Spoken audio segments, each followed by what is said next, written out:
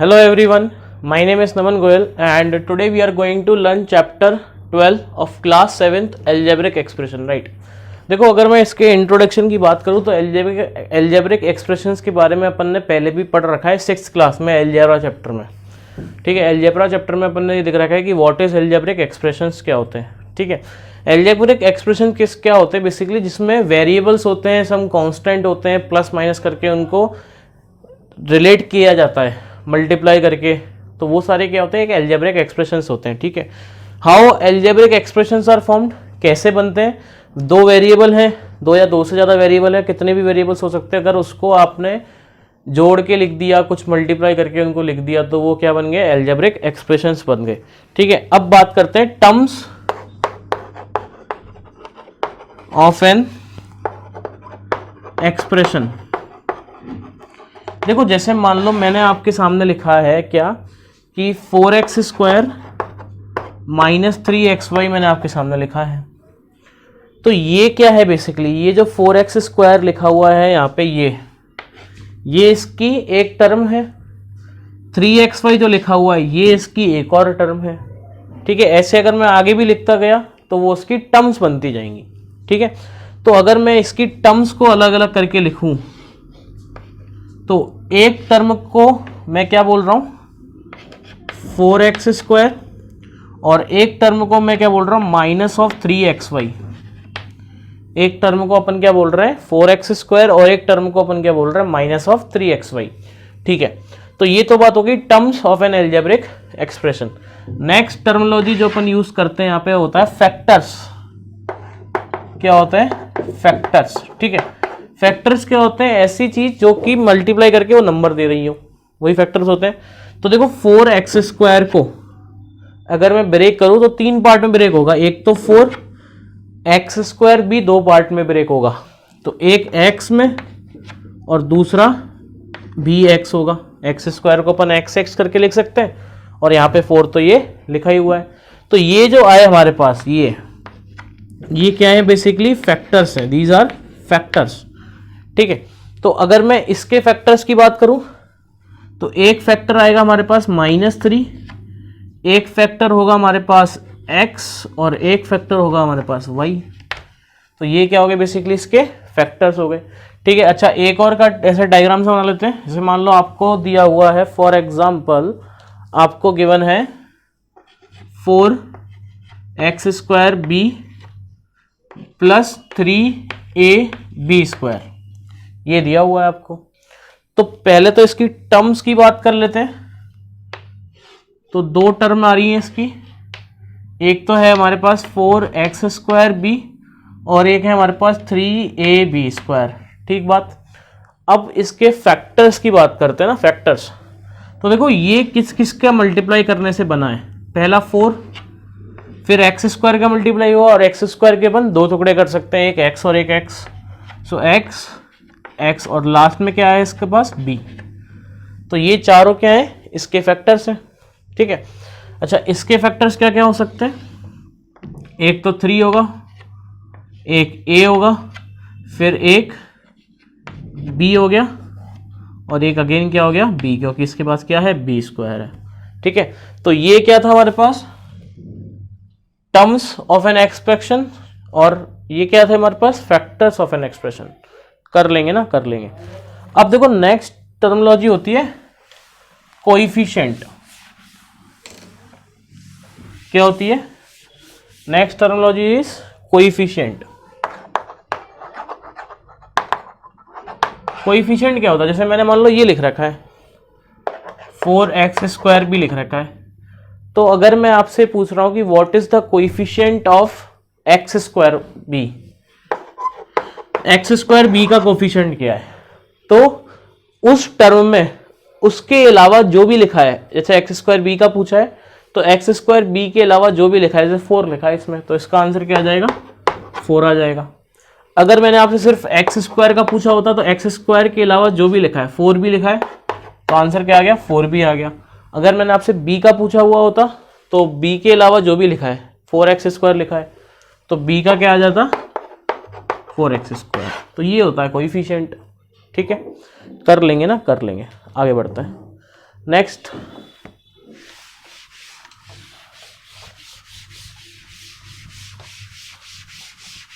हाँ देखो नेक्स्ट है हमारे सामने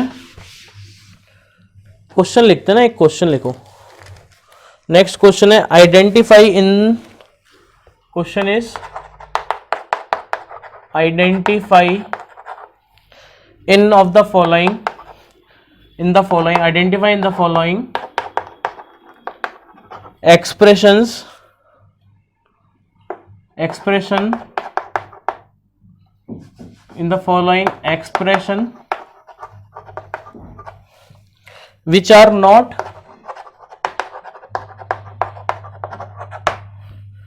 constant, which are not constant and give their numerical coefficient, give their numerical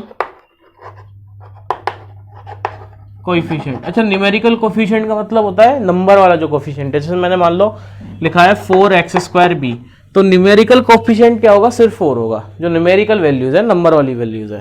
ठीक है, तो मैं आपके सामने कुछ एक लिख रहा हूँ, आपको न्यूमेरिकल कोएफिशिएंट बताने अगर वो कांस्टेंट नहीं है। ठीक है, तो ये लिखा हुआ है पहला xy + 14। ठीक है, जो कांस्टेंट नहीं, जैसे 14 तो कांस्टेंट है, xy कांस्टेंट नहीं है, तो xy के साथ में मल्टीप्लाई क्या हो रहा है, कुछ नहीं हो रहा, तो 1 होता है, तो इसका आंसर क्या आ जाएगा, 1 आ जाएगा। ठीक है, न्यूमेरिकल कोएफिशिएंट बताना है। अगला है 13 - y²। अब देखो 13 क्या है, कांस्टेंट है, y² जो है वेरिएबल है, उसके साथ किसका मल्टीप्लाई हो रहा है, -1 का, तो आंसर इज -1। ठीक है, 13 - y + 5y²। अब देखो यहाँ पे दो टर्म है, एक तो -y है और एक y² है, 5y² है। तो अगर मैं बात करता हूँ -y का, तो -y का कितना आ जाएगा, -1 आ जाएगा, और 5y² का कितना आ जाएगा, 5 आ जाएगा। ठीक है, न्यूमेरिकल कोएफिशिएंट। ठीक है, अगला है 4p² q - 3pq² + 5। तो देखो इसमें क्या होगा, 3 टर्म है, इसमें कि एक 5 जो है वो तो क्या है, कांस्टेंट टर्म है, तो उसकी तो अपन बात ही नहीं करेंगे अभी यहाँ पे फिलहाल, क्योंकि इसने क्या बोल रहा है, जो कांस्टेंट नहीं है, विच आर नॉट कांस्टेंट। तो p² q है पहला, इसके साथ 4 का मल्टीप्लाई, pq² के साथ -3 का, और बस ये कांस्टेंट है, कर लेंगे, कर लेंगे। अगला क्वेश्चन लिखते हैं। नेक्स्ट क्वेश्चन इज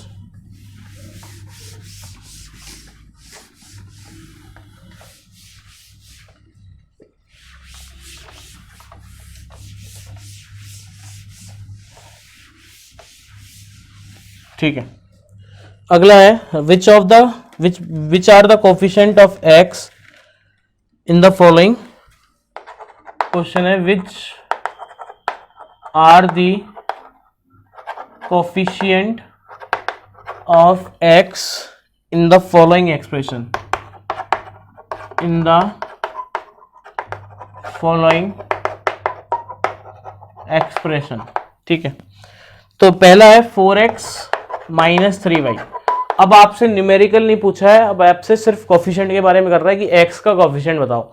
तो उस टर्म में जो x के अलावा जिसका मल्टीप्लाई हो रहा है, उस टर्म में ना, यहाँ पे 2 टर्म है, तो हम x वाली टर्म को टारगेट करेंगे, उसमें जो x के अलावा जो मल्टीप्लाई हो रहा है वो उसका कोएफिशिएंट है। तो इसमें x के अलावा क्या मल्टीप्लाई हो रहा है, इस वाली में ना 4 हो रहा है, तो इसका आंसर कितना आ जाएगा, 4 आ जाएगा। अगला है 8 - x + y। तो अब यहाँ पे 3 टर्म है, हमें वही चाहिए जिसमें x है, इस वाले में, बीच वाले में x के अलावा क्या है, -1 है। ठीक है, तो ये आ गया आंसर। अगला है 2z - 5xz। अब देखो हमें किससे मतलब है, -5zx वाली टर्म से, तो इसमें x के अलावा क्या है, -5z, तो answer is -5x, sorry x नहीं z। ठीक है, क्योंकि x का तो कोएफिशिएंट अपने को निकालना है। ठीक है, कर लेंगे, कर लेंगे। एक और लिख लेते हैं y²x - y। ठीक है, देखो इसमें हमें क्या चाहिए, y²x वाली टर्म चाहिए बस अपने को, तो y²x में x के अलावा क्या है, y² और है, तो आंसर क्या आ जाएगा, y² आ जाएगा, कर लेंगे। ठीक है, आगे बढ़ते हैं, आगे बढ़ते हैं। Next topic is like and unlike term. Like and unlike term. Like and unlike term. अच्छा, लाइक और अनलाइक टर्म क्या होते हैं? When term have the same algebraic factors then they are like term. So when term have the same algebraic factors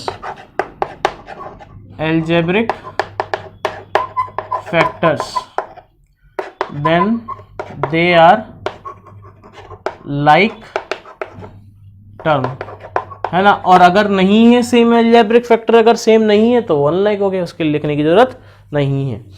तो जैसे मान लो मैंने लिखा है 2xy minus 3x plus 5xy और माइनस 4, तो इसमें से मेरे को लाइक टर्म छांटनी है कौन कौन सी है। तो अगर आप इसमें ढंग से देखोगे तो इस वाली टर्म के फैक्टर क्या क्या हैं? 2x और y, है ना। वेरिएबल वाले फैक्टर सेम होने चाहिए ना, कांस्टेंट तो कांस्टेंट है, उसको तो छोड़ दो। इस वाले में एक तो -3 है एंड x है, इस वाले में क्या है? 5x एंड y, और ये तो कांस्टेंट ही है। तो इसमें अगर आप देखो तो वेरिएबल जो है इसके और इसके सेम है ना। तो कौन सी टर्म्स लाइक होंगी? एक तो 2xy, 5xy are like term. ठीक बात, ऐसा आ जाएगा, कर लेंगे। ठीक है, ठीक है।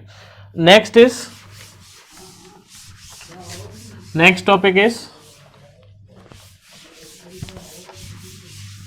write down the next topic, monomial,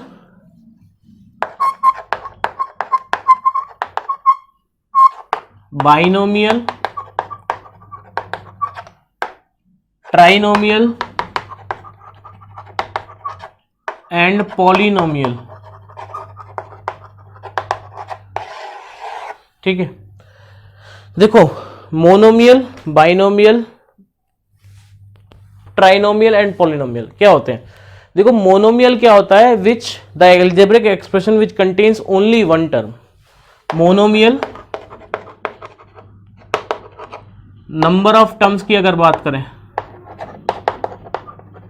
ठीक है, और एग्जाम्पल की अगर अपन बात करें, ठीक है।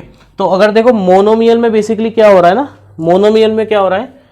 नंबर ऑफ टर्म क्या है? एक ही है ना। प्लस माइनस वाली नंबर ऑफ टर्म्स अलग अलग होती है, ठीक है। नंबर ऑफ टर्म्स क्या है? एक है। तो फॉर एग्जांपल अगर मैं बात करूं कि 4xy मोनोमियल है, 2a² भी मोनोमियल है, तो दोनों क्या है? ये मोनोमियल, क्योंकि एक ही टर्म है इनमें। ये 3 आप कहोगे कि सर 4xy या 3 है, बेटा ये इसके फैक्टर्स हैं, टर्म तो एक ही है ना, ठीक है। अगला है, next is binomial. Number of terms कितनी होनी चाहिए? 2। For example 4x² plus y², ये क्या है? बाइनोमियल।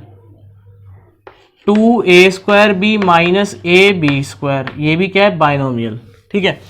अच्छा, नेक्स्ट इज ट्राइनोमियल। ट्राइनोमियल में नंबर ऑफ टर्म्स कितनी होंगी? 3 होंगी। नंबर ऑफ टर्म्स कितनी होंगी? 3, ठीक है। For example 4x plus 3y plus 4z, ये क्या है? एक ट्राइनोमियल। अच्छा, नेक्स्ट इज पॉलिनोमियल, ठीक है। पॉलिनोमियल में क्या होगा? बेसिकली अगर टर्म्स बहुत सारी है, मतलब 4 ग्रेटर देन 3, 3 तक तो हमारे पास स्पेसिफिक नेम्स है, पर 3 के ज्यादा अगर आ गया तो 4 के लिए, 5 के लिए, 6 के लिए, 7 के लिए, सबके लिए अपन एक जर्नल बोल देते हैं। क्या बोल देते हैं उसको? पॉलिनोमियल है ये, ठीक है। पॉलिनोमियल एक्सप्रेशन कर लेंगे, ठीक है। तो आज के लेक्चर में इतना ही काफ़ी है, बाकी अपन पढ़ते हैं नेक्स्ट लेक्चर में। तो जब तक के लिए पढ़ते रहें एंड मिलते हैं नेक्स्ट लेक्चर में। Thank you so much.